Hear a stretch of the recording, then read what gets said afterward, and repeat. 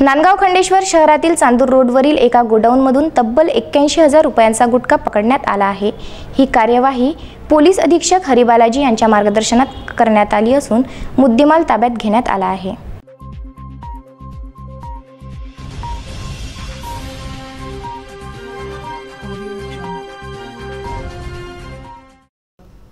नांदगाव खंडेश्वर येथे चांदूर रेल्वे मार्गावरील एका गोडाऊनमधून तब्बल 81,000 रुपयांचा गुटखा पोलिसांनी जप्त केला आहे।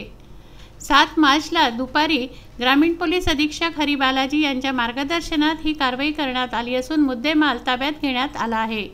महाराष्ट्रात गुटखाबंदी असूनही मोठ्या प्रमाणावर गुटखा विक्री होताना दिसते आहे। अन्न व औषध प्रशासन याकडे दुर्लक्ष करत असल्याचं नेहमीच दिसून येत आहे। सर्वत्र गुटख्याची मोठ्या प्रमाणात आवक वाढली आहे। त्या अनुषंगाने नांदगाव खंडेश्वर शहरातील चांदूर रोडवरील फरहान हनीफ लधानी यांच्या गोडाऊनमध्ये गुटखा असल्याची गोपनीय माहिती मिळताच नांदगाव खंडेश्वर पोलिसांनी तात्काळ त्या ठिकाणी धाड घातली व संबंधित मुद्देमाल दिसून आला, ज्याची किंमत 81,000च्या आसपास असल्याचे समजते। संबंधित कारवाई करण्याकरता अन्न व औषध अधिकाऱ्यांना माहिती देण्यात आली व जप्त केलेला गुटखा पोलीस अधिकाऱ्यांनी नांदगाव खंडेश्वर येथे जमा केला असून संबंधित गुटखा विक्री करणाऱ्यावर अन्न व औषध प्रशासनामार्फत कारवाई करण्यात येणार असल्याची माहिती पोलीस निरीक्षक उदय सोयस्कर यांनी दिली। आज दिनांक 7 रोजी दुपारी आम्हाला एक गोपनीय बातमी मिळाली की एका ठिकाणी गुटखा ठेवलेला आहे। त्यावरून आमचे पोलीस अधीक्षक माननीय श्री हरिबालाजी सर यांच्या मार्गदर्शनामध्ये आम्ही कारवाई केली। दुपारी 1 ते 1:30च्या सुमारास चांदूर रेल्वे रोडवर असलेल्या इंडियन हार्डवेअर या दुकानाच्या मागील गोडाऊनमध्ये आम्हाला गुटखा मिळालेला आहे।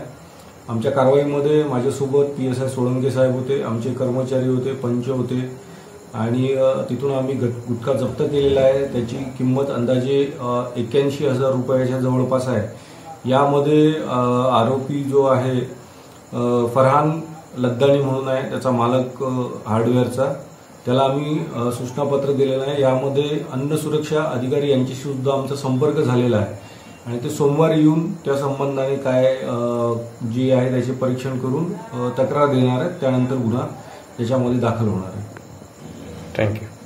या कारवाईत पोलीस निरीक्षक उदय सोयस्कर यांच्यासह पोलीस उपनिरीक्षक सोळंके, रोशन टवलारे, सदाशिव देवकट्टे, सचिन मसंगे यांच्यासह कर्मचारी सहभागी झाले। उत्तम ब्राह्मणवाडे, सागर सवालाखे, विदर्भ न्यूज, नांदगाव खंडेश्वर।